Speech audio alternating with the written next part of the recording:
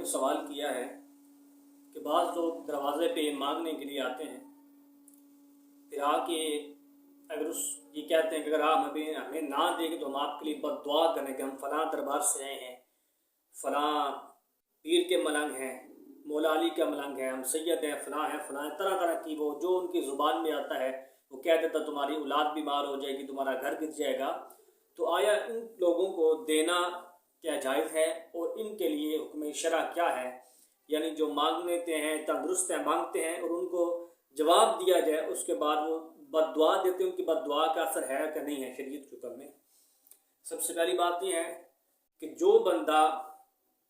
کمانے کی استطاعت اور طاقت رکھتا ہے اس کا مانگنا حرام ہے، اور جو مانگنے والا جس کے پاس جاتا ہے، جس سے لیتا ہے، اگر کوئی اس سے دیتا ہے اس کا دینا حرام ہے، دونوں کا گناہ ہے۔ نبی کریم صلی اللہ علیہ وسلم نے ارشاد فرمایا، صحیح مسلم شریف کی حدیث مبارکہ ہے، نبی پاک صلی اللہ علیہ وسلم ارشاد فرماتے ہیں جو بندہ جان بوجھ کے لوگوں سے سوال کرتا ہے، مانگتا ہے مال بڑھانے کے لیے، تو وہ آگ کے انگارہ مانگ رہا ہے، جہنم کے لیے انگارے تیار کر رہا ہے۔ اب اس کی مرضی ہے، چاہے تو زیادہ انگارے مانگ لے، چاہے تو زیادہ کم مانگے، جتنا مانگتا جائے گا اتنے اس کے لیے جہنم میں آگ کے انگارے بڑھتے جائیں گے۔ یہ صحیح مسلم کے اندر حدیث نمبر 1041 ہے۔ اسی طرح یہ فتاوی شامی کے اندر امام شامی علیہ رحمہ نے بھی اس بات کو قابل واضح طور پہ نقل فرمایا کہ جو کمانے کی استطاعت رکھتا ہے اس کا مانگنا حرام ہے، اور جو اس کو دیتا ہے اس کا دینا گناہ ہے۔ اسی طرح اس مسئلہ کو بیان کرتے ہیں امام اہل سنت الشاہ امام احمد رضا خان فاضل بریلوی علیہ رحمہ، اپنا عظیم فتاوی رضویہ جلد نمبر 23 اور صفحہ نمبر 463 کے اندر فرماتے تندرست جو قابل کسب یعنی جو کمانے کی طاقت رکھتا ہے، اگر وہ بھیک مانگتا ہے تو اس کو دینا گناہ ہے کہ آپ اس کے حرام کام پہ اس پہ مدد کر رہے ہیں۔ تو یہ بات آپ کے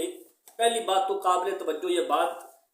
سامنے آ گئی کہ جو جان بوجھ کے مانگ رہا ہے اس کا مانگنا گناہ ہے اور آپ کا دینا اس کو گناہ ہے۔ تو گناہ کے کام پہ جو مدد کرتا ہے